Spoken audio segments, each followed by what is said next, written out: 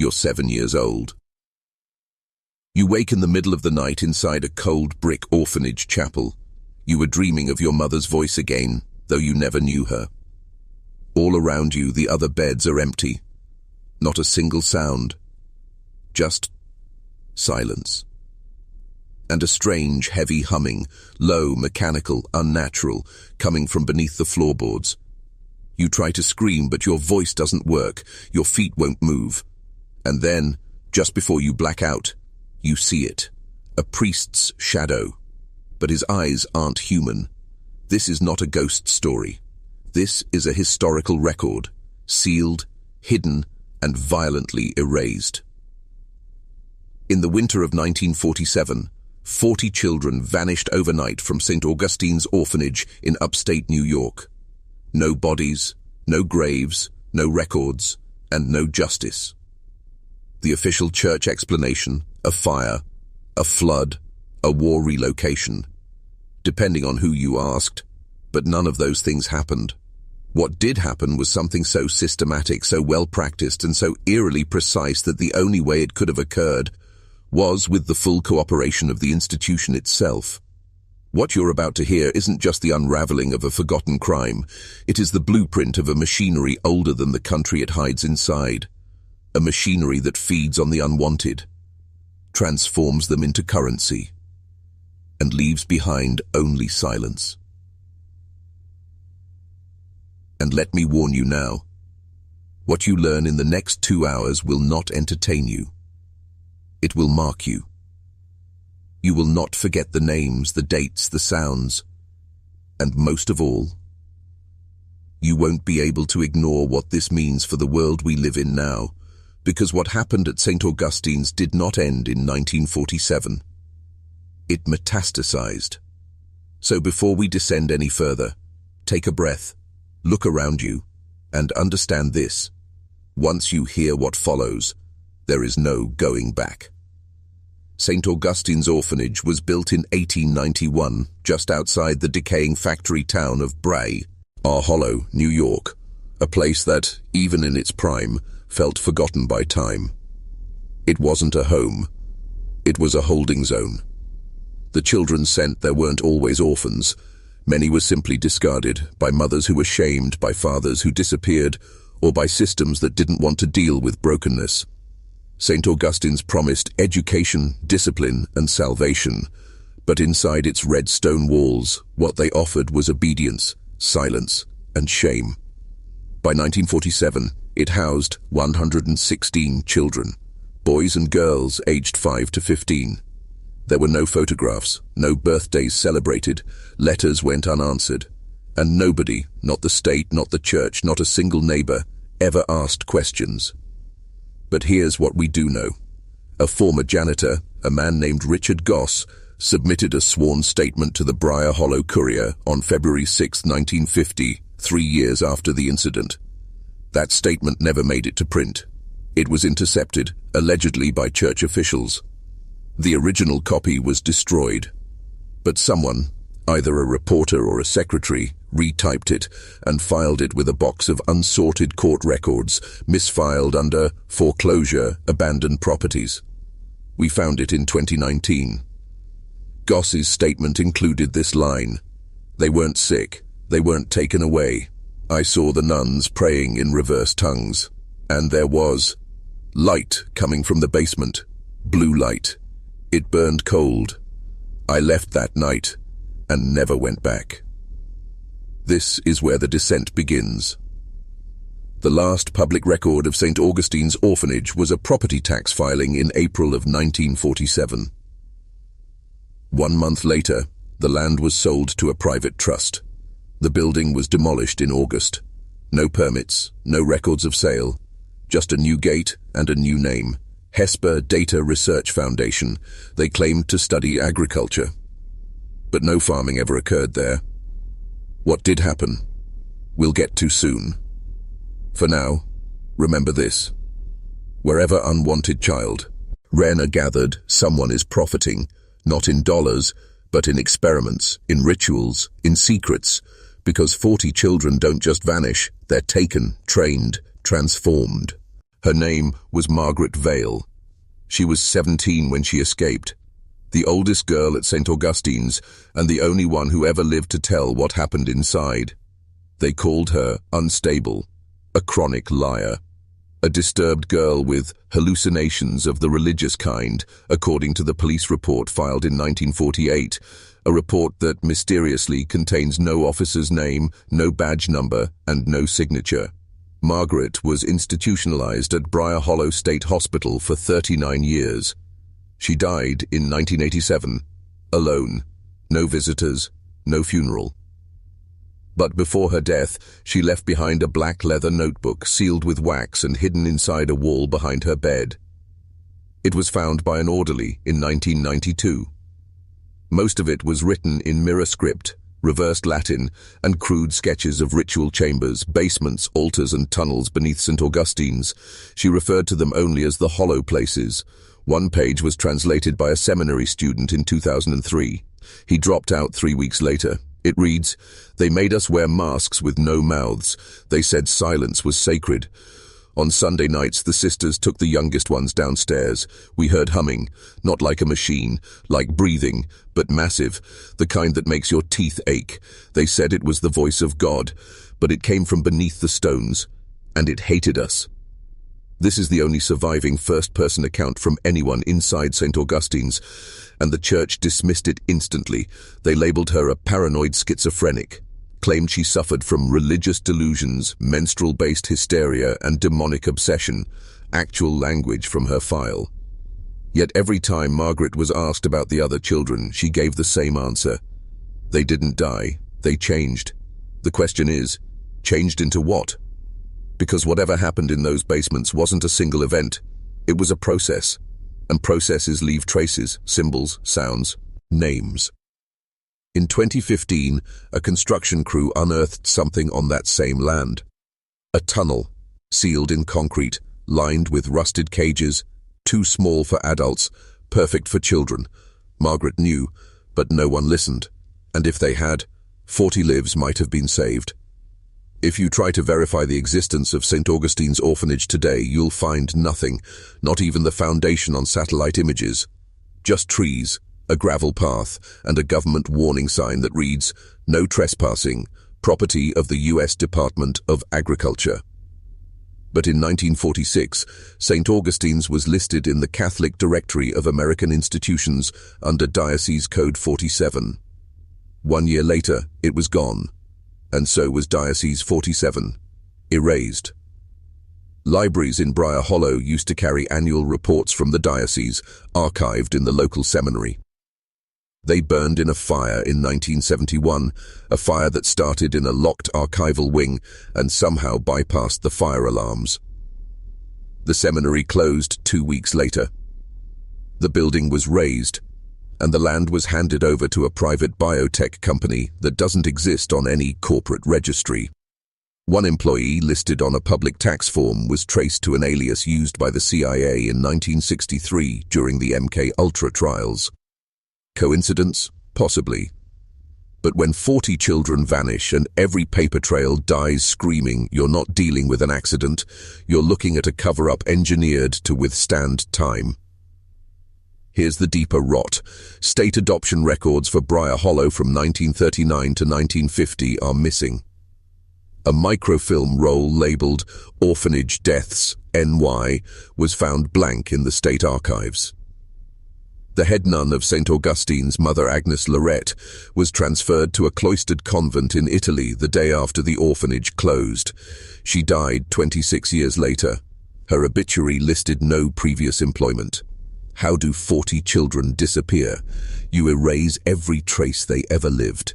But the system may do one mistake. It forgot the janitor. It ignored the girl. And it assumed no one would come looking. But we are.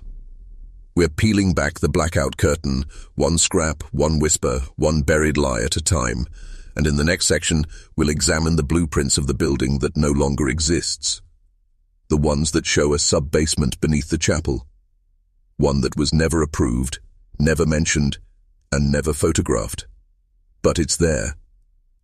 And what's under it was never meant to be human. When the final plans for St. Augustine's orphanage were leaked in 2019 by a former city engineer's grandson, most of the blueprints matched the building's public layout: 3 floors, a bell tower, an east and west wing, and a chapel.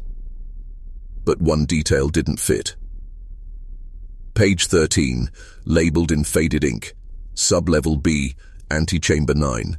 There is no record of a Sub-Level A. This Antechamber 9 was buried 26 feet beneath the chapel, only accessible by a narrow vertical shaft hidden behind the altar, covered by movable stone. Dimensions: 11 feet by 11 feet, steel-lined, soundproofed, no air vents, no plumbing, 1 entrance, 1 exit, no stairs. Inside the same box of blueprints was a hand-drawn sigil, sharp, spiral-like, carved into the wall with notations in Latin: non benedicto, not blessed. One theory: it was a containment room, not for punishment, but for ritual preparation, or worse, transformation. A researcher named Elliot March, who examined these blueprints, claimed the layout mirrors an ancient pre-Roman underground site discovered in Anatolia in 1910, believed by some to be connected to pre-Christian sacrificial sects. The symbols match. The dimensions match. But here's where it breaks reality. According to Elliot's notes, magnetic readings taken by amateur archaeologists at the site in 2020 showed unexplainable electromagnetic anomalies, concentrated directly above where this antechamber would have been, enough to disrupt cameras, fry drone equipment, trigger hallucinations. Locals call that hill the howling place. No birds nest there, no animals pass through, and multiple eyewitnesses report hearing children crying beneath the soil when the wind dies. But here's what we must ask. Why build a secret, soundproof chamber beneath a chapel in an orphanage? Why hide it so completely that even church auditors were unaware? And who went down there? In the next section, we uncover the audio recording, a reel-to-reel tape salvaged from the seminary fire. It's not long, just 43 seconds. But what it captured in that chamber has never been aired publicly. Until now. So take a breath, adjust your headphones, and remember, once you hear it, you can't unhear it. The reel was scorched at the edges, melted slightly, fused to its canister. It was pulled from the ash of the seminary archives by a volunteer firefighter in 1971. He kept it for decades, thinking it was blank, until his grandson, an amateur radio restorer, cleaned the tape head and played it.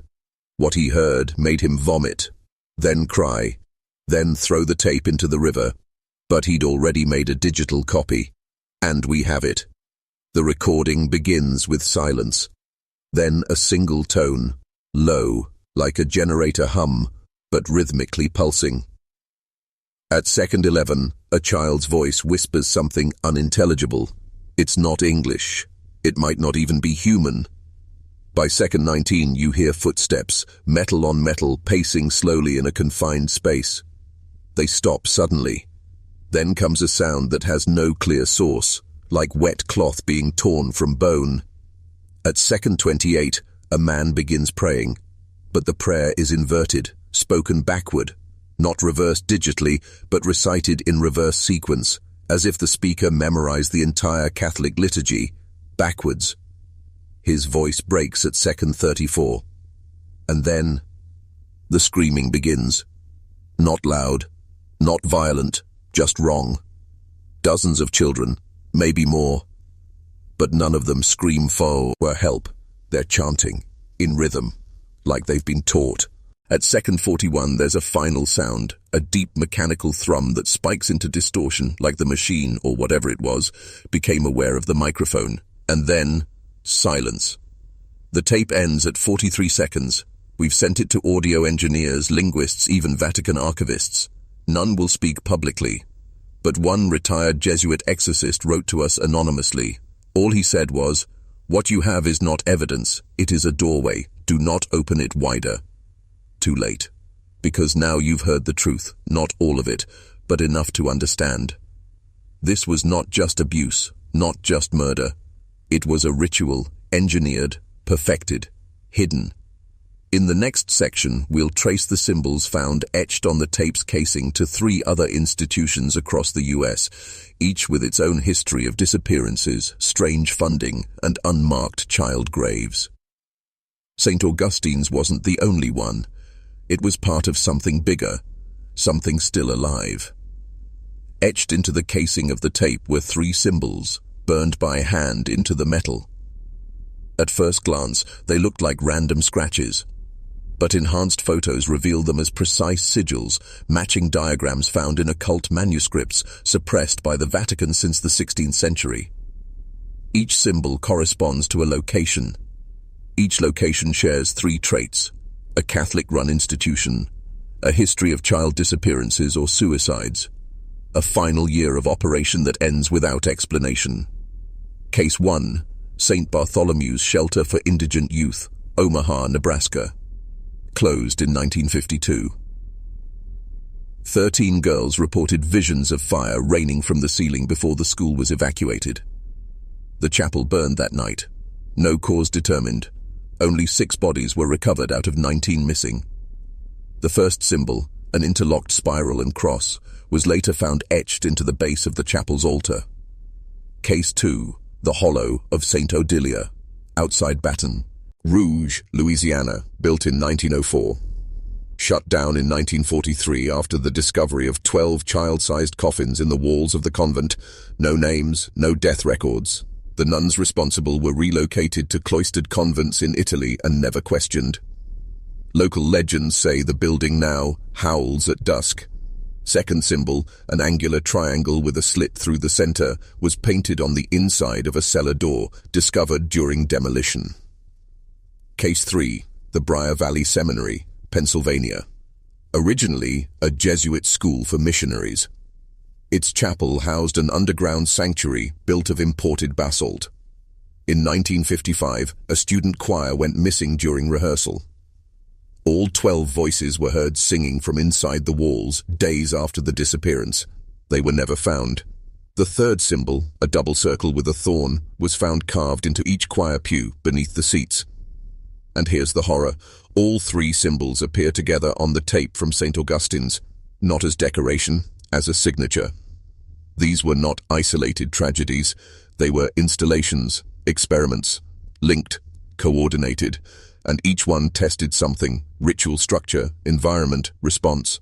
In the next section, we'll reveal the man who connected all 3 sites. A priest who was never officially assigned to any of them, but whose name appears in payroll records hidden beneath code numbers. A priest who didn't exist until he was needed. His name was Father Emmerich Keil, or so the records say. No birth certificate, no seminary graduation, no family, no parish. Yet his signature appears on maintenance logs, supply orders, and attendance rosters at all 3 institutions: St. Bartholomew's, the Hollow of St. Odilia, and Briar Valley Seminary. Always listed as visiting clergy, special services. What were special services? There's no description, but in Vatican administrative code, that term is reserved for exorcists, spiritual auditors, or those assigned to clandestine theological operations. Keil wasn't a pastor. He was a technician sent in to supervise very specific events and disappear. A payroll document from 1946, unearthed in a closed diocese file, lists a line item for clergy compensation, EK, Deputy 7077 LUX. Lux is not a diocesan department, but it is the name of a disavowed theological framework discovered in 1918 among early Jesuit occult archives. It posits the theory that God's silence is not absence, but containment. According to Lux texts, the divine voice is buried, beneath stone, beneath blood, beneath obedience, and it can be mined, not prayed to, extracted. Keil appears to have been the field operator for this theory. In one recovered letter, a bishop from Nebraska writes, EK has completed phase 2, children receptive, humming consistent, requests shipment of new masks, 3 sizes.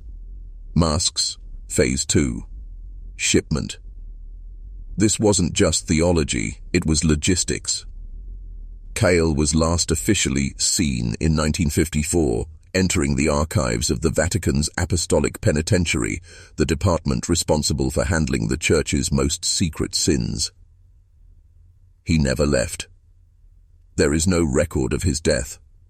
But in 1973, a journalist investigating the St. Odilia disappearances received a package, no return address. Inside was a single page from an unknown liturgical manual. The page was titled Litany of the Unblessed, Emmerich's edition. The symbols from the tape appeared in its margins. At the bottom, a note written in Latin. They were not sacrificed. They were prepared. Prepared for what? In the next section, we examine what Lux called Stage 3, a stage that required silence, isolation, and 40 children. St. Augustine's wasn't a mistake. It was the final prototype. According to the reconstructed pages of the Luex manual, Stage 3 was referred to cryptically as Vox Incarnatum, the voice made flesh. It was not metaphor. It was an instruction. The manual describes an experimental liturgy, reverse consecration, performed not on bread and wine, but on the bodies of the unbaptized, the abandoned, and the unwanted. Children. Specifically, 40. Why 40? Because in occult numerology, it is the number of completion, used in biblical floods, wilderness trials, plagues. 40 is not random. It is ritual mass. Each child was to be assigned a sound, a unique tonal frequency mapped to Gregorian chants, but reversed, inverted into dissonance. When all 40 tones were sung together, in perfect order, underground within a consecrated structure, it would form what the manual called the flesh choir. A mechanism, an organ of transmission. The goal, not communication, conjuration. Stage 1, identification of subjects with minimal social traceability. Stage 2, conditioning through isolation, symbol exposure, and prayer inversion. Stage 3, activation of the sight through ritual sound, breath coordination, and sacramental reversal. According to Luex doctrine, the goal was to open a passage, not to another world, but to what they called the beneath that watches, a presence predating all scripture, all dogma, all human thought. And here's what chills the blood. They succeeded. In a footnote scrawled beside the Stage 3 diagram, Emmerich Cale wrote, subjects compliant, tones aligned, silence broken, passage warm, passage warm. Think about that. They described this not as theory, but as something that happened. And it happened at St. Augustine's in 1947, beneath a chapel, in a room that should not have existed, using children that no one wanted to remember. No wonder the records vanished. No wonder the Church burned its own archives. This was not sin. It was function. And it didn't stop there. Because once you open a door, you must feed what waits behind it. In the next section, we'll follow what came next, not from St. Augustine's, but from the places the children may have been taken. Because some survived, but they did not return whole. When renovation crews began excavating the basement of St. Elbridge Academy, they uncovered a false floor. Beneath it, a room. Identical dimensions to antechamber 9-11 feet by 11 feet, steel-lined, no ventilation. It was sealed in concrete but not poured, layered, stacked, like bricks, from the inside. In the center, a grate. Below the grate, bones, dozens, tiny, unmarked. One forensic report estimated the remains of 12 to 16 children, ages 6 to 9, but there was no investigation, no official discovery, no arrest. The workers were told to stop, the site was resealed, and 2 days later St. Elbridge Academy announced its closure, citing financial difficulties. But what they found proved something terrifying. St. Augustine's was not unique. It was first. The symbols, the chamber size, the steel, all matched. And then came the map. An anonymous whistleblower from a religious construction firm leaked an internal schematic titled Protocol LUX. Sanctified sites. There were 22 marked locations, spread across North America, all under churches, orphanages, private religious schools, all tied to missing children cases, and everyone included the same 11 by 11 chamber. But what linked them wasn't just architecture, it was design. They formed a grid, a sacred geometry, a lattice designed to contain or summon something, not symbolic, functional. And St. Augustine sat at the center. In the next section, we follow this grid to its farthest point, where the last known chamber wasn't buried. It was abandoned halfway through, and what was found there was still breathing. The site was never completed. Coordinates retrieved from a redacted Luck schematic led us to the outskirts of Silver Pines, Montana, a patch of forested land once owned by the Order of St. Castellan, a monastic brotherhood officially dissolved in 1956 for doctrinal deviation. No public explanation was ever given. According to architectural records found buried in the diocese archive, a structure was planned for the location, marked simply as SCC-2. It was never built above ground, but the foundations were poured. What remained was a crater 40 feet wide and 12 feet deep, and in its center, a hidden steel-lined room identical in size and construction to the chamber beneath St. Augustine's. 11 feet by 11 feet. No doors, no windows, no visible method of ventilation. Inside, the air was heavy with iron and mold. The walls bore scratches, cross-hatched and frantic, clustered around the farthest corner. A rusted breathing mask lay on the floor, still attached to a cracked rebreather unit. Manual, outdated, military surplus. In the opposite corner, wrapped tightly in red cloth, sat a leather-bound book. The cover bore no title, just a single stamped word: Remains. Its pages were handwritten in black ink, each line carefully measured. 40 names, none found in any government registry. Each was paired with a frequency notation, a date of disappearance, and a single word in Latin. Some of the names matched rumored orphanage incidents from Ohio, Kentucky, and Missouri, stretching back to the 1920s. But the final page was what confirmed our fear. It read simply, "Entry complete, May 13, 1947, the same date the children of St. Augustine's vanished." This wasn't a journal, it was a record, an inventory. The chamber had been prepared to continue the work, another node in the grid, another speaker for the flesh choir. But something interrupted the ritual, and something left. The breathing mask bore fresh condensation, the floor beneath it still damp. The scratches on the wall were not old. Something had been confined here recently. Whether it was taken or escaped is unclear. But it left a message, not in words, but in design. This site was not a mistake, it was a step, one that came too close to success. In the next section, we reveal how the Church's most secretive office, Apostolic Division 9, maintained and monitored these sites through a theology of enforced silence, and what they were trying to contain was not sin, but a living presence older than Scripture. In the vaulted substructure of the Vatican, beneath the secret archives, past the guarded halls few even know exist, there is a wing with no official designation. It does not appear on blueprints, and its staff do not wear cassocks. This is Apostolic Division 9, sometimes referred to in internal correspondence as Sibilus, the Latin word for whisper. Created in 1893 under papal bull Lux Silentium, its mandate was not doctrinal correction or heresy suppression, it was containment. Division 9 dealt with theological anomalies, spontaneous bleeding statues, children speaking in unknown tongues, monasteries that burned from the inside out. But buried deep in its operations log is a recurring term: vocal anomalies, organic choir events.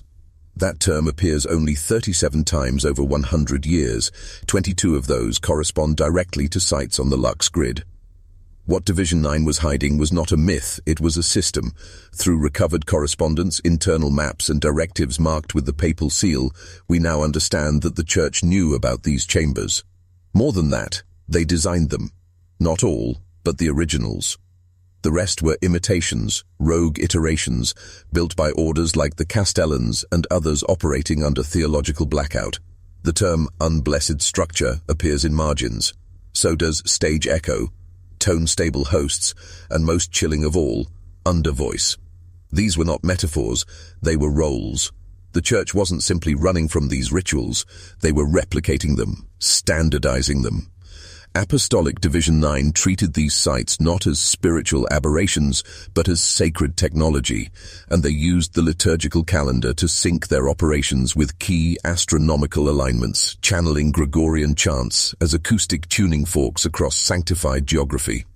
One letter dated 1947 from a Division 9 cardinal states, "The resonance at Augustines is sufficient. The flesh choir requires no further instruction. All that remains is for the mouth to open."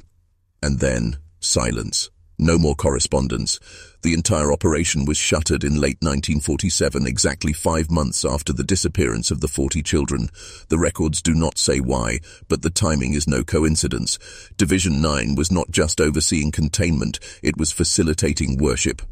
A form of worship that demanded obedience, silence, and sacrifice. And what they worshipped had no face. It had only a sound.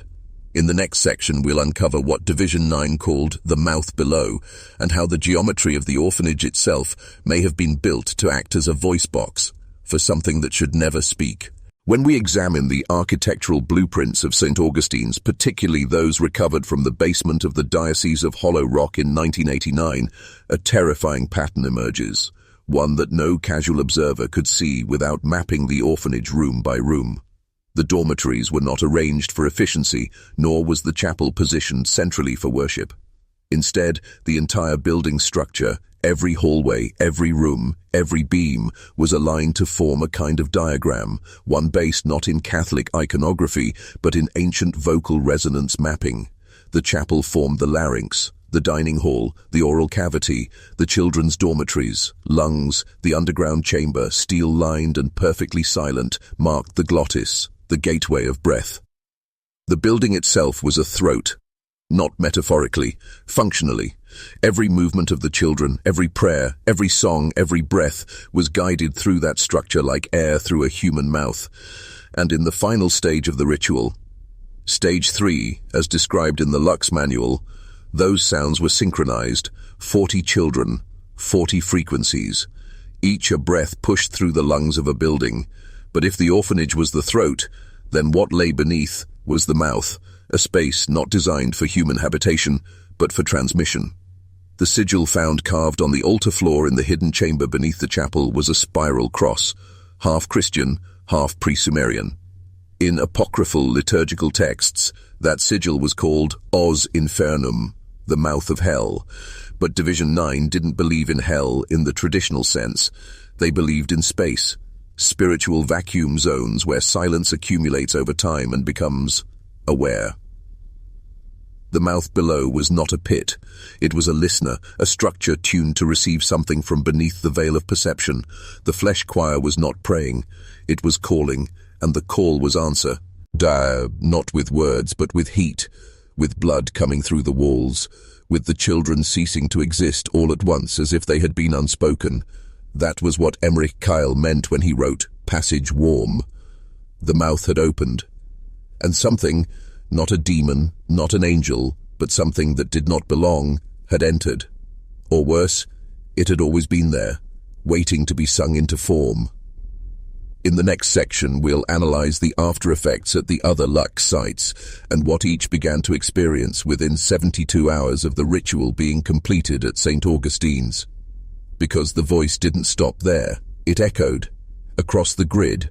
Within 72 hours of the St. Augustine disappearance in May 1947, reports began to surface at 6 other locations across the Lux grid, distant from one another, but all bound by the same underground design. At Hollow of St. Odilia in rural Louisiana, nuns reported waking up in perfect synchronicity at exactly 3:13 a.m., all humming a low, continuous tone they could not describe afterward. At St. Bartholomew's Seminary in Nebraska, the chapel windows cracked inward without impact. The internal temperature of the sanctuary rose to 118 degrees Fahrenheit, despite it being early spring. In Pennsylvania, at Briar Valley, students claimed they could no longer hear their own voices during prayer, only the voice of someone else, deep and distant, mimicking them a second too late. These events were filed under unexplained until Division 9 intervened and reclassified each under a single term, echo manifestation. The term referred to the phenomenon of secondary resonance, the spread of metaphysical vibration across ritual infrastructure. In other words, what happened at St. Augustine's did not stay at St. Augustine's.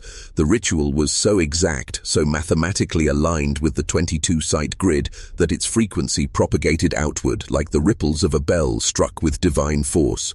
And each of those sites, by design or by mimicry, had the architecture to receive it. They were speakers, receivers, not of radio waves, but of the divine echo of suffering, tuned into the voice of what Cale called nocturne. These were not isolated anomalies. They were testaments to the success of the original summoning. But the echoes weren't just environmental. They became biological. Within days, several children at Hollow of St. Odilia began vomiting teeth that were not their own. At Briar Valley, 3 novices disappeared from locked dormitories, and a 4th was found repeating the same phrase over and over: "The mouth will open again." In each case, local officials were overruled by higher orders, federal, Vatican, or both. No press, no charges, just silence. The records stop, but the aftershocks did not, because once the voice had been heard, it could not be forgotten. It lived in the walls, in dreams, in the humming spaces of memory. In the next section, we'll track what happened to those few who dared investigate the Lux sites in the decades after. The journalists, archivists, and priests who tried to expose the truth. Not one of them survived with their voice intact. They were seekers, outsiders. Some were clergy, some journalists, and some former members of the church themselves. All of them drawn to the strange geometry of these places, the odd closures, the erased names, and the patterns that made no sense unless you saw the grid. Between 1952 and 1991, at least 12 independent investigations into St. Augustine's and its sister sites were launched. None succeeded, some ended in death, others in something stranger: silence, literal, physical silence. Father Guillermo Roche, a Jesuit linguist fluent in 7 languages, went missing for 6 days while visiting the remains of Briar Valley Seminary. When he was found, kneeling beside a collapsed altar, his tongue had been removed. There was no sign of struggle, no blood. He was later committed to a private Vatican medical facility, where he spent the remainder of his life staring at a corner and humming, mouth closed. In 1978, a French journalist named Amandine Brecht published an exposé titled "The Mouths of God: Ritual and Blood in Catholic America." She was last seen boarding a train to Pittsburgh to investigate the Hollow of St. Odilia. Her personal effects were discovered weeks later in an abandoned post office, including a handheld tape recorder that had been smashed from the inside. Forensic audio recovery extracted 2 words whispered over and over: "Don't speak." The official cause of her disappearance was never released. Her work was discredited. Her publisher folded within the year. But perhaps the most chilling case was that of Deacon Harold Sentes, a low-ranking archivist in Toledo who came across Division 9 papers during a routine microfilm audit. He contacted 3 colleagues in different dioceses, alerting them to what he'd found. Within 24 hours, all 3 experienced spontaneous vocal cord paralysis. No disease, no warning. Just silence. Sentes himself vanished 3 days later. The only trace of his investigation was a single handwritten note sent anonymously to a fringe Catholic newsletter. It read, "The silence is not absence. It is pressure, and something is knocking from inside it." The pattern was clear. Investigation was dangerous, not because of institutional secrecy, but because something beyond the institution did not want to be known. Those who got too close were silenced, not metaphorically, but physically, spiritually, permanently. In the next section, we'll uncover the final known letter of Emmerich Kyle, a man who had seen the grid from its inception and who finally understood that the silence he had spent his life invoking was not a void, but a living thing, a thing that listened and remembered every voice it devoured. It was found in a lead-lined lockbox buried beneath a ruined monastery in northern Italy that had not appeared on a map since 1958. Sealed in wax and marked with the sigil of Division 9, the letter was addressed to no one. No salutation, no recipient, only a single line in the corner of the first page. To be read only after the echo returns. What follows is the final writing of Father Emmerich Kyle, dated October 30th, 1947, less than 6 months after the St. Augustine's event. His tone is disoriented, rambling at first, as if he's writing under duress. But as the letter progresses, it becomes lucid, purposeful, precise. "I was wrong to believe silence was neutral," he writes. "It is not the absence of sound, but the birth of form. When 40 mouths are closed in unison, something else speaks. It comes not from below nor above, but from within the fold, the cavity between perception and structure. We fed it breath, rhythm, hunger. We shaped our buildings like throats. We sang without melody, and in return it gave us heat, vision, and obedience. It calls itself Nocturne." Kyle does not describe Nocturne as a demon nor a god, but as the unvoiced. A presence that has always existed, waiting for the right structure, the right body of silence to manifest. He writes that the flesh choir was never meant to call it was meant to become it. The children did not vanish, they were not taken, they were recited, spoken into a shape that does not obey time. He admits to orchestrating not just the St. Augustine's event, but laying the groundwork for the entire Lux grid.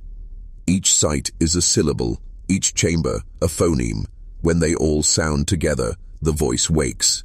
And then the most horrifying line in the letter: "We did not open the mouth, we are the mouth." The final page is blank except for a single sentence written vertically in the margin. "If you hear it in the silence, do not answer, not even in thought." Then nothing. No sign of Cale ever again. His name erased from church rolls. His remains never found. And yet, his influence echoes in every documented incident since. In the next section, we'll dissect the 1967 Spoken Wake event at Red Hollow Seminary, an unsanctioned ritual site that repeated the structure of St. Augustine's with catastrophic results, including the death of 7 novices and the disappearance of an entire wing of the building from physical space for over 18 minutes. Red Hollow Seminary was not on the grid. Officially, it never existed. Tucked into the Appalachian foothills of Tennessee, it operated for only 14 years and received no formal recognition from the Vatican. Yet its layout mirrored every dimension of the LUX structures. 11 dormitories, a chapel aligned precisely to the summer solstice, a subterranean chamber, steel-lined, matching the 11 by 11 blueprint. Its construction was financed through shell parishes, and the priests stationed there were not drawn from any known order. In 1967, something happened. The official explanation was carbon monoxide poisoning due to faulty ventilation. 7 novices died, but no gas was ever found, and the building itself suffered what witnesses later called a disappearance. A portion of the seminary vanished, not burned, not collapsed, gone. Surviving staff reported a low-frequency vibration that began shortly after the evening liturgy. It grew in volume, though no instruments were playing. Lights failed, clocks stopped, and then silence. Not just the absence of noise, but an active, suffocating stillness that one witness described as like standing inside a held breath. It lasted exactly 18 minutes. When it ended, the east wings of the building, including all surveillance equipment, rooms E1 through E7 and the adjoining chapel, had vanished, not destroyed, simply erased, like a chalk sketch wiped clean. No debris, no foundation, no trace in the earth. It was as if it had never existed. What's most terrifying is what was found scrawled across the remaining interior walls in red chalk. A single repeated phrase: "We have heard the voice and we are undone." The handwriting was later matched to multiple individuals, some of whom had perished in the event. But what confirmed the connection to St. Augustine's was what investigators found buried in the dirt where the wing once stood: a child's shoe. Size 4, leather, laced with red ribbon, identical to those worn by the Orphans in the only surviving photo of the St. Augustine choir, taken in 1946. Red Hollow had not been a copy. It had been a reverberation, an unintended echo, a mimicry of the original structure that still carried the tone. The voice had not been silenced in 1947. It had been seeded, and wherever the architectural language of its first appearance was replicated, even by accident, the ritual could resume. In the next section, we'll explore the theory of harmonic reanimation, how sound, structure, and sacred geometry can reawaken ancient intelligences, and why modern architecture may be doing it accidentally or deliberately. Their emblem, a downward-turning spiral within a chapel arch, has been etched into concrete underlayers, stained into plaster with wine, and carved beneath altar stones in at least 17 modern chapels and meditation spaces built after 2005. The spiral choir does not build traditional churches. Their structures are minimalist, often circular, usually subterranean. They avoid windows. They favor echo.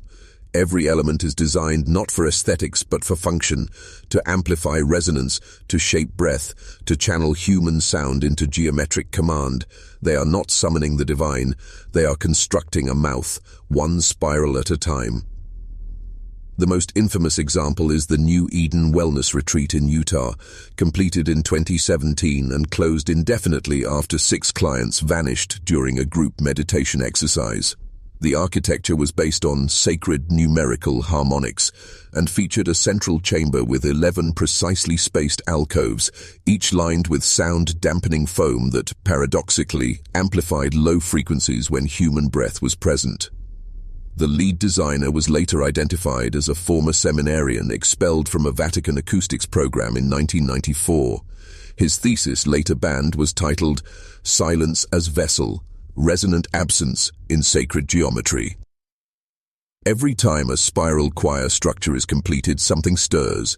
Reports of shared hallucinations, distorted recordings, temporal dislocation, and in at least 4 cases, localized disappearances. These are not accidents. They are rehearsals. The choir is not trying to awaken the voice, it is trying to give it form, to finish the pronunciation that St. Augustine's began.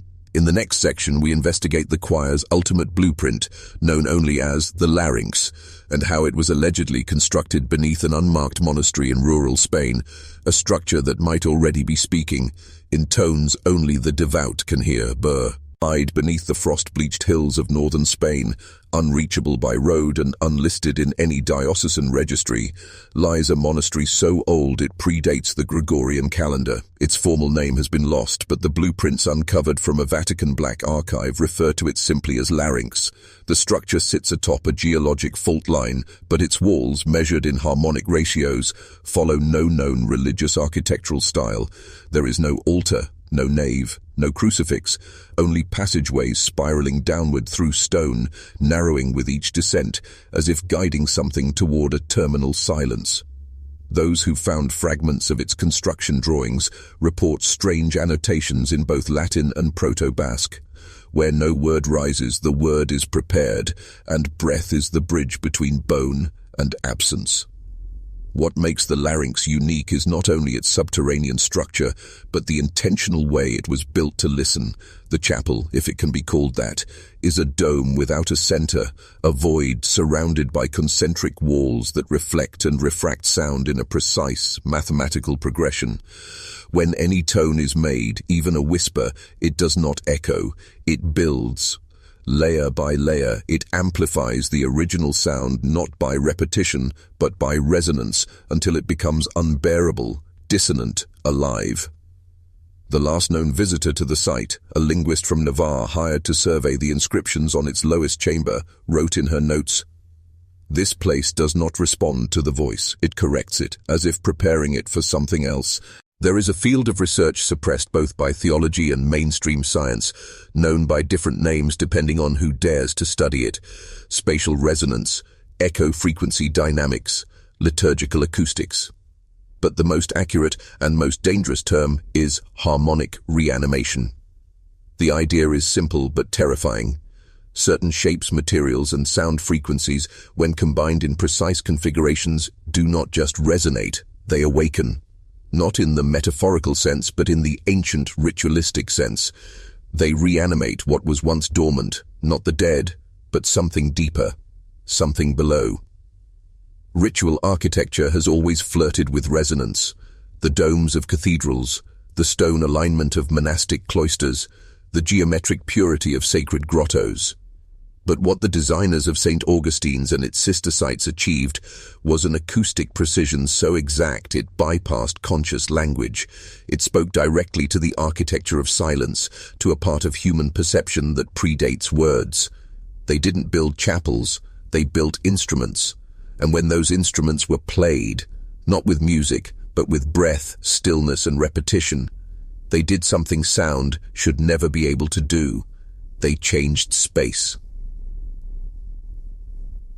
The theory of harmonic reanimation suggests that these tones once resonated within a space designed to contain and reflect them in specific harmonic intervals can breach the boundaries between matter and something else, something not definable in physical terms, not heaven, not hell, but a layer buried under perception like a fossilized dream, a zone of potentiality that when disturbed by human ritual can leak, or speak, or worse, enter.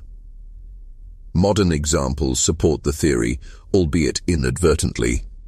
In 2011, an art museum in Oslo installed an exhibit in a brutalist annex whose dimensions coincidentally matched the interior of St. Bartholomew's Chapel within 2 weeks. Multiple guests reported spontaneous nosebleeds, blackouts, and shared dreams of black-robed children humming in the stairwells. The exhibit was shut down. The room was sealed. In 2016, a corporate retreat in Arizona was held in a meditation hall built to ancient resonance principles. 3 employees disappeared, 2 returned, both mute. 1 later painted a massive spiral across her home's interior in her own blood. This is not superstition, it is replication. And the risk is growing, because blueprints spread, structures echo, and wherever the shape is repeated, the song returns. In the next section, we explore the Spiral Choir, a secret group of architects, liturgists, and former clergy who have been designing modern buildings with forbidden harmonic ratios, attempting to finish what was started at St. Augustine's, whether they understand it or not. They do not have a charter. They hold no official meetings, but their fingerprints are found on dozens of architectural anomalies across the Western world, structures that hum when empty, that distort time in subtle ways, that attract disappearances and silence like rot attracts flies. They are known only by whispers, scattered across leaked documents and confiscated blueprints, the Spiral Choir. Some call them a rogue sect, others believe they are the final evolution of Division 9. But the truth is more unnerving. The Spiral Choir is not a single group, it is a convergence. Former priests defrocked for forbidden theological inquiries. Sound engineers obsessed with infrasound thresholds. Architects fired from Vatican projects for disobedient geometry. What binds them is not belief, it's knowledge. Knowledge that the voice beneath the grid can still be reached and sung into form. The Spiral Choir refers to the larynx as the chamber of breath, not metaphorically but functionally. In a recovered email between 2 members of the choir, one writes, "The throat is complete, the passage awaits its lungs." It becomes evident that they believe the larynx is not the end of the ritual infrastructure. It is its core, the vocal engine through which the original voice, the one heard during the St. Augustine event, might be completed, spoken again, but this time not by children or priests, but by the structure itself, a building made to exhale the word. To this day, locals report hearing low droning hums in the hills, especially during Lent.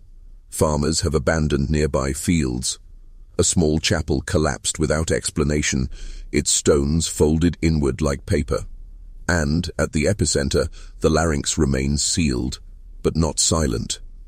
In the next section, we'll explore the one surviving eyewitness account from inside the larynx, a monk who entered in 1998 and emerged weeks later, mute, with symbols carved into his skin that match those found at St. Augustine's altar. His name was Matteo de Lorente, a Benedictine monk stationed at a satellite abbey in Aragon.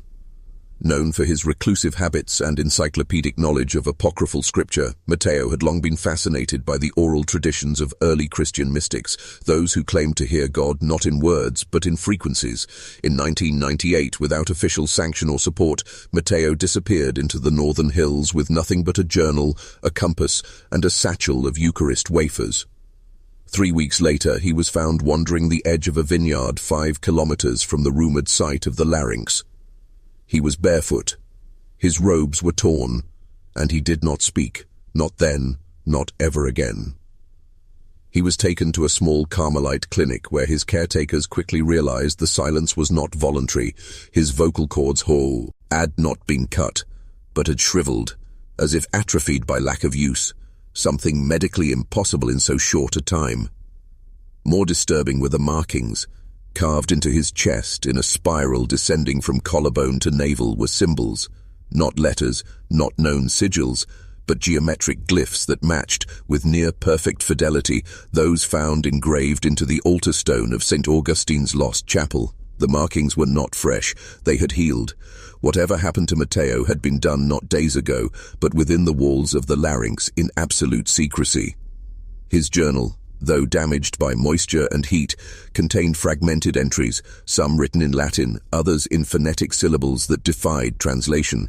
One legible section described descending through a stone throat, the pressure mounting with each step until the silence became a living texture. He wrote, "It breathes through me. I have become the hollow in which it stirs. No light, no thought, only tone." He sketched the spiral pattern over and over, sometimes with arrows, sometimes accompanied by strange numeric sequences that, when later analyzed by acoustic physicists, corresponded to harmonic frequencies outside the range of human hearing. Matteo lived 15 more years in complete silence, housed at a monastery that had once been used for lux surveillance. He never spoke again. But at night, his fellow monks reported a disturbing behavior. He would hum, not with his throat, but by clicking his teeth in rhythmic pulses, a kind of coded breath music that repeated every night at 3:13 a.m., the same time the children were said to have vanished from St. Augustine's. In the next section, we'll investigate the emergence of this tooth humming in unrelated individuals across the world, and how it may be evidence of a contagious frequency, one that can pass not through sound alone, but through memory. By the early 2000s, strange reports began to emerge from disparate corners of the globe, unconnected people, across languages and cultures, exhibiting the same baffling behavior, rhythmic clicking of the teeth, usually in solitude, often while asleep or in deep trance states. It wasn't music, it wasn't conscious, but when the patterns were recorded and analyzed, researchers found something disturbing. No matter the source, the pulse always resolved to the same harmonic structure. 1.93 Hz, a sub-audible frequency only detectable through specialized instruments. The same frequency documented in Emmerich Kael's Lost Ledger, the same one that was embedded in the steel walls of the chamber beneath St. Augustine's. It had a name in Division 9 records, Vox Oblates, the forgotten voice. Doctors first thought it was a neurological disorder. Some likened it to a rare form of parasomnia or trauma-induced echolalia. But these were people with no trauma, no shared history. A retired schoolteacher in Manitoba, a child in a Namibian orphanage, a jazz musician in New Orleans who stopped speaking and began tapping out the rhythm through his teeth into a glass of water night after night. In each case, MRI scans revealed something shocking. Regions of the brain associated with language, memory, and auditory processing were hyperactive during the episodes, as if reliving a sound that had never been consciously heard. When a team of fringe linguists and ex-theologians reconstructed the clicking patterns into waveforms, they noticed something impossible. Layered over time, the rhythms formed not random noise, but what resembled a vocal envelope, the skeletal blueprint of a spoken word. But the word did not belong to any language. It was shape without content, vibration without vocabulary, and yet everyone who heard the rendered waveform, even once, reported the same side effects: nausea, disorientation, insomnia, and in some cases, an overwhelming urge to remain completely silent for days afterward, as if the sound had overwritten something in the listener. The emerging theory, now suppressed in academic circles, is that Vox Oblates is not a sound in the conventional sense. It is a cognitive virus, an acoustic memory embedded into the unconscious mind of those who come into proximity with sites like St. Augustine's, or hear stories of the flesh choir, or even read about the Lux grid. The sound does not need ears, it needs memory. Once planted, it grows, echoing until it finds the right structure, mouth, building, world to speak through. In the next section, we delve into how the Vatican attempted to erase all traces of Vox Oblates through psychological operations, redacted medical reports, and a last resort initiative known only as Project Benediction. The Vatican's response to the spread of Vox Oblates was not theological, it was militarized. Unsealed documents from a 2008 leak, later pulled from public record within hours, revealed the existence of an operation buried so deep in ecclesiastical intelligence it answered not to cardinals, but directly to a special advisory panel attached to the Congregation for the Doctrine of the Faith. Codenamed Project Benediction, it had one goal: to locate, isolate, and silence any trace of the sound. The sound was treated not as folklore, but as a biological contagion, one that required eradication, not exorcism. The project was born after a 1999 incident at the Marian retreat of Santa Tecla in Brazil, following the arrival of a visiting theologian who had studied acoustic memory phenomena in Rome. 12 nuns were found unresponsive during morning prayers. EEG scans showed synchronized neural oscillation patterns across all 12 women, resembling sleep but without REM activity, and they all had identical toll damage, fractures from persistent nocturnal clicking. When Vatican officials arrived, the convent was sealed and declared structurally unstable. Within 3 days, it was bulldozed. No explanation. Project Benediction shifted into high gear after that. Agents, trained not in liturgy but in psyops and neurolinguistics, were embedded in dioceses across 5 continents. They were instructed to confiscate journals, silence witnesses, and erase entire parish records where rhythmic clicking or unspoken prayer phenomena had been reported. One document, heavily redacted, referred to these events as cognitive liturgies, unintentional awakenings through memory resonance. The idea that someone could hear the sound not with ears, but with mind alone, terrified the church hierarchy. The spiral was no longer architectural, it was mnemonic. You didn't have to stand in the mouth, you just had to remember it. Perhaps the most desperate element of Project Benediction was the experimental use of counter-harmonics, forcing known memory-infected individuals to listen to artificial dissonant tones in hopes of disrupting the pattern. It rarely worked. Many subjects became catatonic. Some became violently obsessed with sacred geometry, drawing spirals into their skin or speaking only in breath patterns, unable to form words. One operative wrote in his final report before vanishing, "We are not fighting a thought. We are resisting the shape of a word that was never meant for human breath." In the next section, we'll uncover what happened when Project Benediction was turned inward, how the Vatican built a final chamber, not to silence the sound, but to contain it. A place they called simply the absence. It is the most secret structure the Church has ever commissioned, its location withheld even from most within Division 9. Known only as the absence, it was not a chapel nor a monastery, but a vault, a theological anechoic chamber built to contain what cannot be named. According to declassified Vatican engineering memos, it exists more as an idea than a place, designed with one object. Not to hold an object or relic, but to seal a frequency, not to mute the voice, but to starve it. Constructed between 2001 and 2004 beneath the Alban Hills outside Rome, the absence was buried beneath 40 meters of basalt and lined with non-reflective, sound-nullifying black stone, quarried from a silent zone in the Sinai Desert where no birdsongs have ever been recorded. Inside, no sound can be made. None. Even the heartbeat becomes inaudible. It is not silence. It is a void, designed to sever memory from resonance. Monks trained for years in silence were selected to enter and monitor its condition, though none lasted longer than 2 days. They emerged altered. One wrote a single phrase repeatedly in ash on the wall of his isolation cell. "It remembers being spoken." And what does the absence contain? A structure, a shape, a bundle of organic matter recovered from beneath the altar at St. Augustine's, wrapped in red silk and sealed in bone dust. It does not decay. It does not respond to light, heat, or time. But when placed in proximity to breath, even shallow exhale, it begins to vibrate, matching the subharmonic frequency of Vox Oblates to 3 decimal places. The Church does not call it a relic. They call it the mouth seed, the unfinished syllable that escaped in 1947, and they fear it is still listening. The absence is guarded by no one.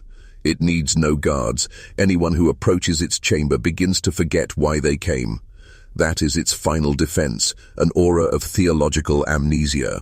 Those who stand too close to its sealed gates report hearing nothing, but feeling something, as if their bones are being tuned like strings.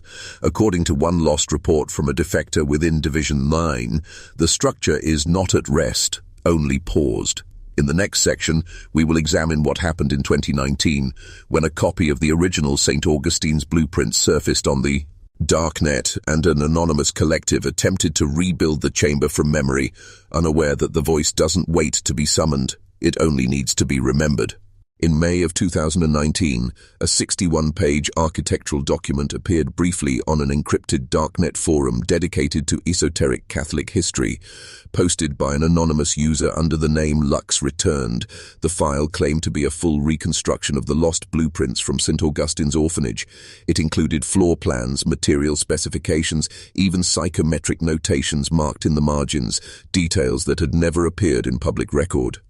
Within 36 hours, the file was deleted and the user's account disappeared, but not before it had been downloaded by at least 27 individuals, among them architects, fringe theologians, and an anonymous artist collective from Northern Europe, known only as Chamber 4. What followed would become known in occult circles as the Whisper Replica Incident. Chamber 4 announced an experimental installation titled Memory Choir, claiming it was an acoustic exploration of abandoned Catholic architectures. In truth, they were attempting to recreate the central interior of St. Augustine's Chapel, brick for brick, beam for beam. Located in a decommissioned military bunker beneath Helsinki, the replica was completed in under 3 weeks, but it was never opened to the public. On the night of the final structural tuning, all communication from the site ceased. 3 days later, emergency crews were dispatched after a shortwave broadcast tower nearby began transmitting an inaudible hum, non-stop, for over 19 hours. When first responders breached the structure, they found all 11 members of Chamber 4 unconscious, alive, but severely dehydrated and completely non-verbal. Their EEG patterns, taken later at a psychiatric facility, showed near identical activity to the 1947 records of the St. Augustine Children's Final Choir Rehearsal, theta-dominant waves typically associated with dreaming or hypnosis. But they had not been asleep. Source. Valence footage showed them standing for hours in precise formation, backs straight, mouths closed, vibrating gently, in silence. Each one clicking their teeth in perfect unison, producing a frequency that was measurable only in the building itself, a sonic pattern that did not exist outside its walls. More disturbing still were the symbols later discovered etched beneath the floorboards, spirals again, but this time accompanied by a single newly observed sigil, a black diamond with an open mouth at its center. This mark has since appeared in at least 6 other unsanctioned architectural projects, always hidden, always erased by the time authorities arrive. It is not a brand. It is a signature, left behind by the sound itself, as if marking where it has spoken. In the next section, we'll investigate how the structure is no longer physical, but digital, how the frequency is being encoded into online media, and why watching certain videos, even in silence, may act as a conduit for reactivating the voice, through you. They thought sealing the mouth in stone would be enough. They thought silence could be contained by concrete and sacrament, but in the wake of the Whisper Replica incident, a darker revelation emerged. The structure of the voice is not bound to place. It is a pattern, a sequence, a geometry of sound that can survive transition into air, into memory, and now into code. The first true sign came not from a ritual site, but from a video upload. An anonymous YouTube channel, now scrubbed from the platform, posted a 41-second clip titled simply Litany Unheard. The video featured a static shot of a stone spiral staircase, but viewers reported auditory hallucinations, low humming, teeth clicking, the feeling of pressure behind the eyes. The most consistent symptom, an inability to describe what they had just seen. Over 1,000 comments claimed the video induced nausea, night terrors, and compulsive repetition of syllables with no meaning. Researchers later analyzed the clip and found an embedded subsonic modulation in the audio file, structured not as music but as a fractal tone, nearly identical to the waveform discovered in Vox Oblates cases. The voice had entered the digital bloodstream. By late 2020, forums dedicated to backmasked hymns and AI-generated chant began reporting similar anomalies: glitches, audio distortions, silence that wasn't silent. One subreddit famously banned an entire thread after users complained of feeling watched after listening to a 3-minute ambient loop titled "The Choir Breathes Beneath." A digital forensics analyst later revealed the MP3 file contained a repeating harmonic algorithm that aligned over time with the internal frequency of the human cochlea. In simpler terms, the sound didn't just reach your ears, it tuned them. This is not superstition. The mouth has evolved. Just as it once used brick, wood, and breath, it now uses bandwidth, pixel, frame rate, compression, and because digital sound can be reproduced endlessly without degradation, the voice now replicates cleaner than ever. You don't need to build the chapel, you just need to open a file, or click play, or remember a melody that never had words. One Vatican memo from 2021, since leaked, stated plainly, "We are witnessing the rise of the echo web, a networked mouth with no single center feeding on repetition and memory." Which raises the most terrifying question of all: what happens when enough people remember the voice at once?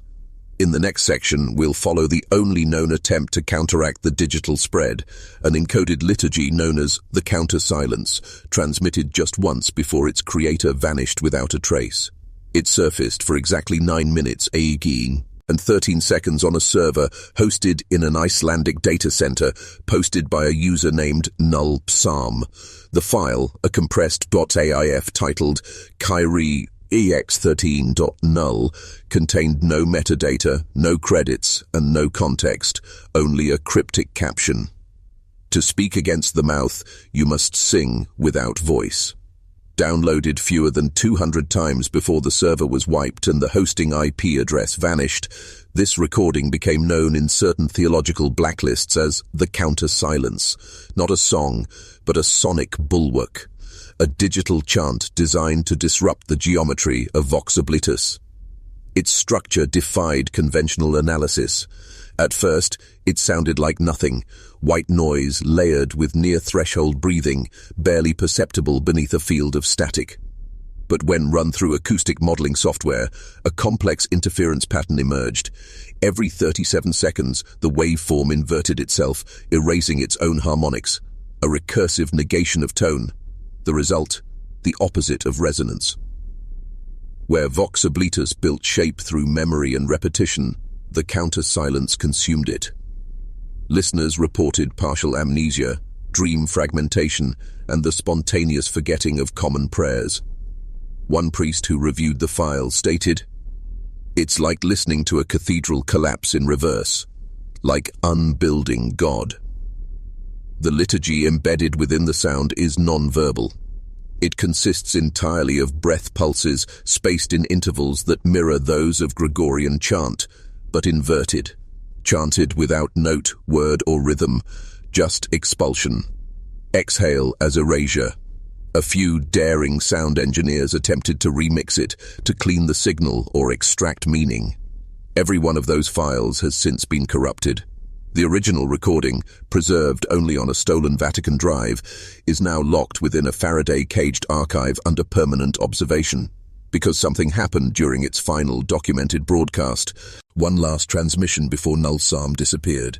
At 3:13 a.m. GMT on November 4, 2021, the file was streamed into the echo chamber of an abandoned Roman church wired for full harmonic feedback. Microphones recorded only the sound of breath, 11 voices in perfect synchronization, all exhaling simultaneously.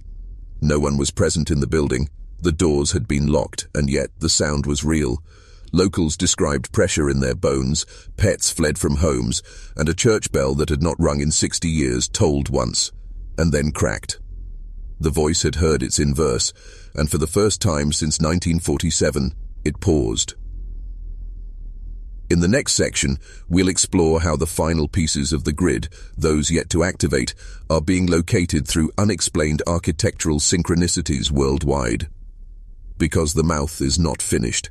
It's only waiting for the last syllable to be built. They are scattered across the globe, unassuming buildings, half-finished ruins, municipal stairwells, forgotten chapels now used as museums or apartments. But when plotted against the known LUX grid, their coordinates align with horrifying precision. 17 sites, each one sitting dormant, like keys on an organ waiting to be struck. These are the remaining mouths, structures never activated, never tuned, but designed with the same forbidden ratios, the same impossible proportions, the same spiral harmonics as St. Augustine's. And now, for reasons no one in the church dares to say aloud, they are beginning to awaken. The most chilling of these is located beneath a subway station in Prague, where a sealed chamber behind platform 2B has been found to resonate at 1.93 Hz, identical to Vox Oblates. The chamber is undocumented in architectural plans, yet when sound engineers entered to investigate a reported throbbing pressure, they discovered an 11-sided room built entirely from smooth black concrete, with a ceiling that funnels all sound to a single circular grate. The engineers lasted 9 minutes. One lost hearing in his left ear, another now mutters syllables in mirror order, words spoken backward that still seem to carry meaning, as if the voice inside the mouth doesn't care which direction you speak, only that you do. In Bolivia, a colonial church was recently unearthed after centuries of burial beneath landslide debris.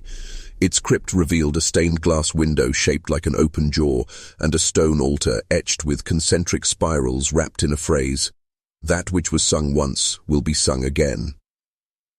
In Japan, a decommissioned bomb shelter was found to hum faintly at dawn, emitting frequencies only children could hear. In each case, the building shares the same architectural thumbprint, a mouth-shaped geometry not meant for eyes but for sound. And in every location, locals report the same phenomenon: dreams, identical ones, of corridors that curve inward, of children without faces humming in tones no mouth could make. These dreams are not hallucinations, they are rehearsals. The mouths are not speaking yet, but they are listening, waiting for breath, waiting for memory. A leaked internal memo from Division 9 contains a single line. The voice was not one event, it was one syllable, the rest are coming, which means St. Augustine's was not a tragedy, it was an opening chord. In the next section, we examine the only remaining defense, a secret relic unearthed from beneath Vatican City in 2022. Known only as the Null Canticle, it is the last attempt to bind the voice. Before it completes the word, it has been trying to speak for nearly a century. It was discovered beneath Vatican City during a restricted excavation ordered after a series of unexplained seismic tremors shook the Apostolic Palace in February 2022. Hidden behind a false wall beneath the catacombs of St. Calixtus, the object was encased in a black wooden reliquary bound with 7 iron seals. No inscription, no ornamentation, only a symbol burned into the lid, a circle, broken with a diagonal cut through its center, known in suppressed texts as the Mark of the Unspeaking. Inside was a single scroll, wrapped in red thread, its ink faded but intact. Those who first read it wept. Others refused to finish. The Vatican gave it one name, the Null Canticle. It is not a prayer, it is not a psalm, it is an unprayer, a liturgical sequence designed to unmake spoken resonance. 33 lines, each written in a language that predates Aramaic, containing no verbs, no names, and no vowels, phonetically unpronounceable. Linguists attempting to vocalize its syllables found themselves unable to breathe mid-recitation, as if the chant consumed the exhale before it left the throat. The scroll's ink is made from an unknown blend of ash, human oil, and powdered bone. Its geometry mirrors the spiral glyphs found beneath St. Augustine's, but inverted, spirals that fold inward, collapsing rather than expanding. The Canticle's true power is in its effect on proximity to resonant architecture. When fragments of its geometry were projected via light onto the interior walls of a luxe-structured chapel in France, the building began to crack, not from structural strain, but from disharmony. The walls, designed to amplify Vox Oblates, suddenly turned against it. The spiral failed to echo. The chamber no longer remembered its sound, and in its collapse a brief, impossible phenomenon was recorded, a flat line in environmental audio, total silence not even vacuum chambers could replicate. Sound not just absent, but erased. But the canticle cannot be read aloud. It must be carried, memorized without voice, preserved through cognitive pattern alone. The Church assigned a single custodian to this task, an anonymous anchorite who now resides in a chamber of pure isolation beneath the Lateran Basilica. No visitors, no mirrors, no sound. His only task, to remember the Null Canticle.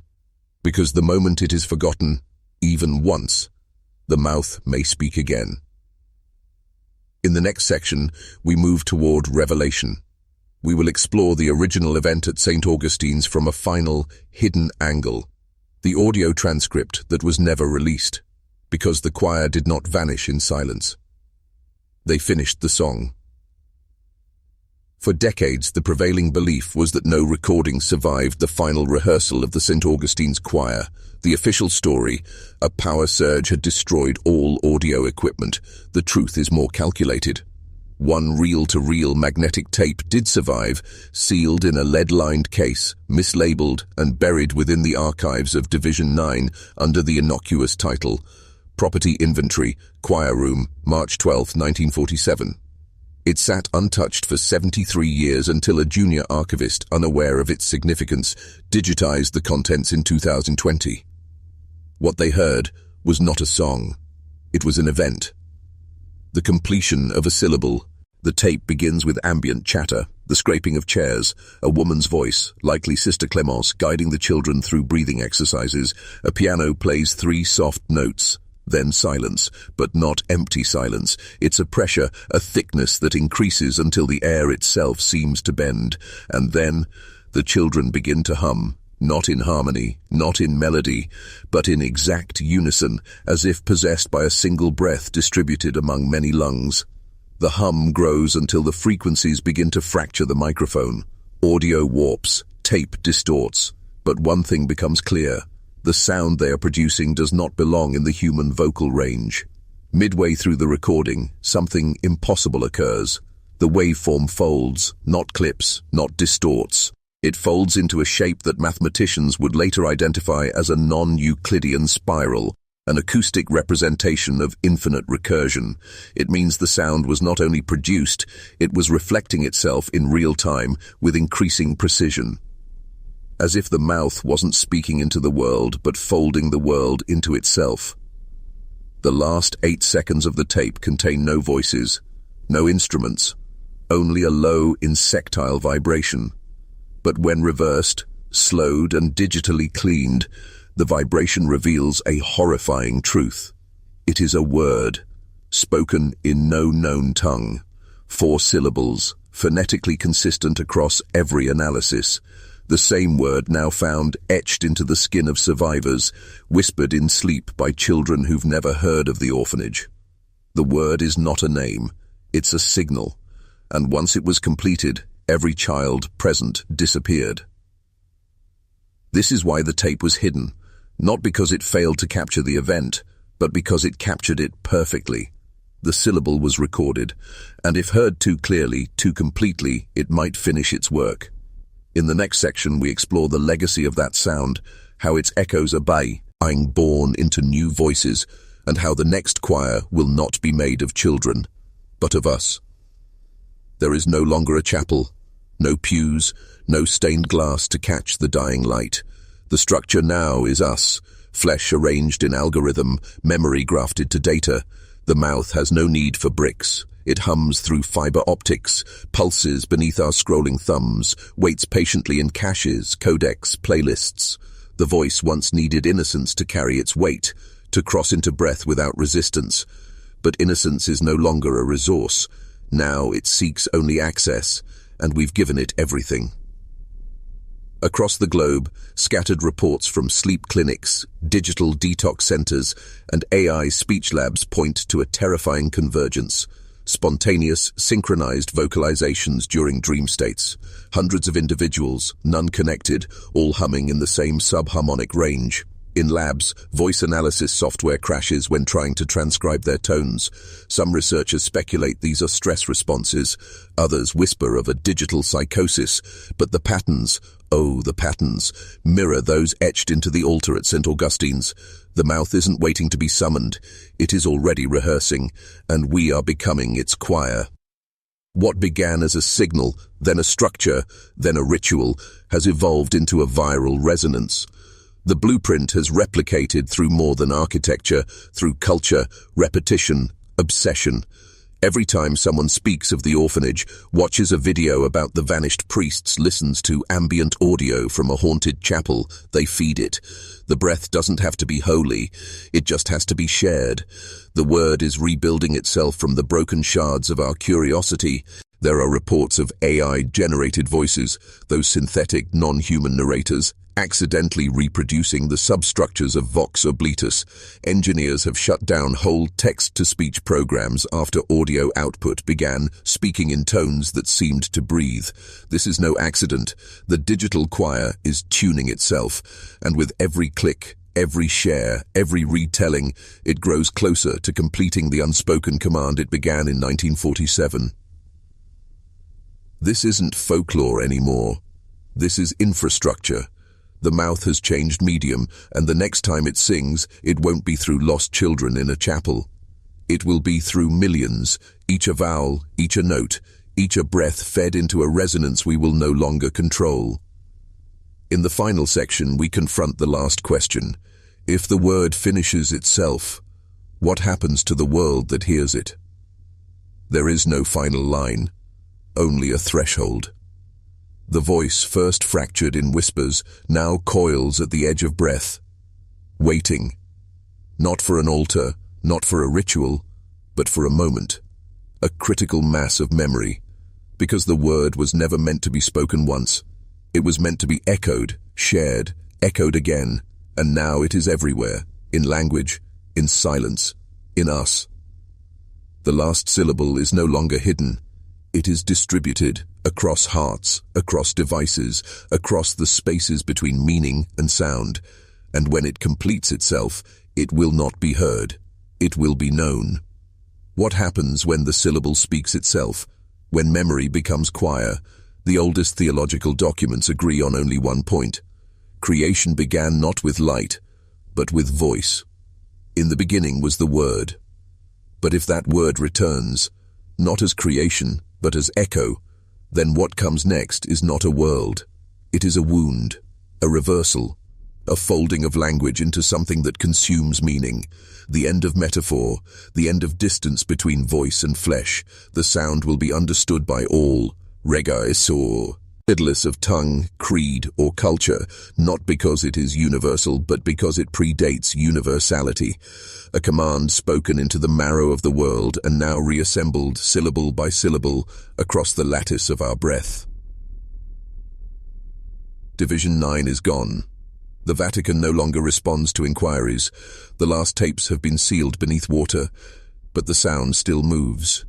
In dreams, in empty cathedrals, in the rhythmic blinking of broken LED screens. This was never about a single orphanage or a single song. It was a test, and now the silence is over. The word is nearly whole, and when it speaks, the first thing it will do is remember our names. If you've reached this point, you're already part of the choir. Silence won't save you now, only memory. Subscribe, because the next story might already be inside you.